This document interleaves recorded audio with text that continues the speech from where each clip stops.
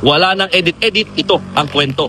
Maagang ininspeksyon ni DPWH Secretary Vince Dizon itong bahagi ng EDSA patungkol sa ginagawang EDSA rehabilitation. At sa ngayon, pinakabilang sa mga chinek ng kalihim ay yung mga asphalt na inilalagay dito sa EDSA. At itong pinakabago naman na pinapakita niya at tinitignan ay yung pinaka-sidewalk na in-improve, no? Dahil yung improved sidewalk, mga kapatid, dito sa kahabaan ng EDSA, mas lumapad na siya technically para dito na rin, no, yung bike lane at di nahahalo sa mga motorista. So itong mas pinalapad na sidewalk, mataas din siya, no? Mga 6 to 8 inches yata yung taas, kaya hindi rin basta-basta mamapasok ng mga motorsiklo.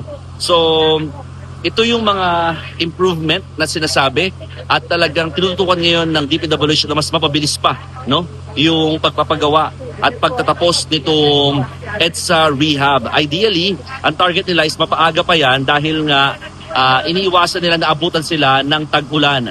Pero isa sa mga sinasabi din ng Secretary, dahil nga sa pagtaas ng presyo ng petrolyo, apektado raw talaga, no, lahat ng mga infrastructure projects. Pero hindi daw dapat makasagabal dito yung schedule ng mga paggawa. So gusto lang nila masiguro, no, yung quality ng mga ginagawa dito sa EDSA rehab at inaasahan na baka matapos ito ng mas maaga-aga. Yung phase 1 sa ngayon nasa 60% na daw, mas mabilis yan. So mga end of June dapat yung target niyan, pero baka mas mabilis pa ng bandang May, no? Sec, so far, kumusta? Kumusta yung pinaka-inspection ninyo? Maganda, natutuwa ako dito sa sa pedestrian natin na bago sa EDSA. Hindi ko matutuwa din yung mga commuters natin saka yung mga pedestrian natin. Kasi dati yung Masikip lang, no? Mga dati ang gano'n Mga 2 meters. Gano'n ka kitid? Dati hanggang dito lang. Oo, sir. Hanggang dito sa poste lang. Ito po yung sa poste, sir. and then now, bakit Ngayon, nila malapad. para na siya? Dahil dito na rin yung bike, no? Sir, ang Dito na tanong rin nila, dito na syempre rin ang yung sasabihin ng mga tao, ang daming vehicles ngayon, bakit mas pinrioritize mo itong pedestrian? Ang priority naman talaga dapat yung commuter pedestrian. Diba? Kailangan, ang problema natin sa Pilipinas, masyado tayong nakafocus sa sasakyan. Nalalagyan natin, kung titignan ng mga ibang bansa, laging may spasyo para sa pedestrian at sa commuter. Kasi marami nagko-commute eh. So I think this is timely din, no? Dahil mataas yung presyo.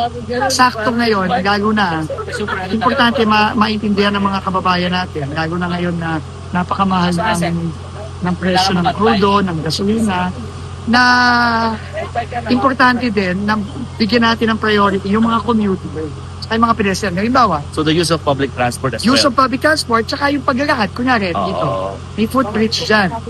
Dati, since napakakitid nung sidewalk natin, yung mga pedestrian natin tsaka commuter natin na napakarami sa EDSA, napipilitan maglakad sa kalye mo. Sa mismong highway. Sa mismong EDSA mismo. When were we expecting? Ito, whole stretch to, sir. All stretch ng EDSA, ganito na. Hindi to tagpi-tagpi. Hindi pwede. Okay. Kailangan to full stretch to ito ngayon. Okay, thank you, Sec.